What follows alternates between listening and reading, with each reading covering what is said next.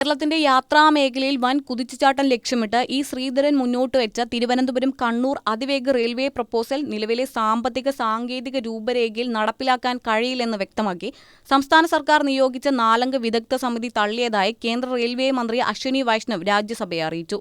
പാർലമെന്റിന്റെ ഉപരിസഭയിൽ CPIM MP John Brittas ഉന്നയിച്ച ചോദ്യത്തിന് രേഖാമൂലം മറുപടി നൽകവെയാണ് സിവിൽ ലൈൻ പദ്ധതി സംസ്ഥാന സർക്കാർ തത്വത്തിൽ ഉപേക്ഷിച്ച മട്ടാണെന്നും ശ്രീധരന്റെ പദ്ധതി സമഗ്രമല്ലെന്ന് കണ്ട് സമിതി നിരസിച്ചതാണെന്നും കേന്ദ്രമന്ത്രി വ്യക്തമാക്കിയത്.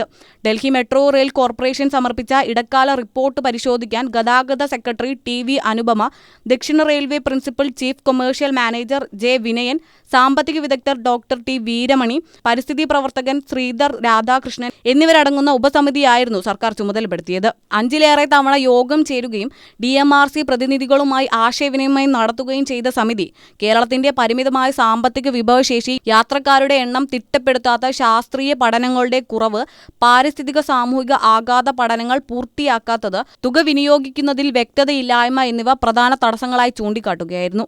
തിരുവനന്തപുരം മുതൽ കണ്ണൂർ വരെ ആദ്യഘട്ടത്തിൽ 14 സ്റ്റേഷനുകളും പിന്നീട് 22 സ്റ്റേഷനുകളുമായി വിഭാവനം ചെയ്ത പദ്ധതിയിൽ പ്രാഥമിക പഠനത്തിൽ യാത്രക്കാരുടെ എണ്ണം കുറവാണെന്ന് കണ്ടതിനാലാണ് കാസർഗോഡിനെ ഒഴിവാക്കിയിരുന്നത്. എന്നാൽ നിലവിലെ പ്ലാനിൽ പദ്ധതി നടപ്പിലാക്കാനാകില്ലെന്നും തുടർ നടപടികൾക്ക് ആവശ്യമായ പുനഃപരിശോധന ശുപാർശകൾ സമിതി മുന്നോട്ട് വെച്ചിട്ടുണ്ടെന്നും കേന്ദ്ര സർക്കാർ നിലവിൽ പാത ഇരട്ടിപ്പിക്കൽ, സിഗ്നലിംഗ് നവീകരണം തുടങ്ങിയ പരമ്പരാഗത വികസന പ്രവർത്തനങ്ങൾക്കാണ് മുൻഗണന നൽകുന്നതെന്നും വ്യക്തമാക്കിയതോടെ കേരളത്തിന്റെ അതിവേഗ റെയിൽവേ സ്വപ്നങ്ങൾ വീണ്ടും അനിശ്ചിതത്തിലായിരിക്കുകയാണ്.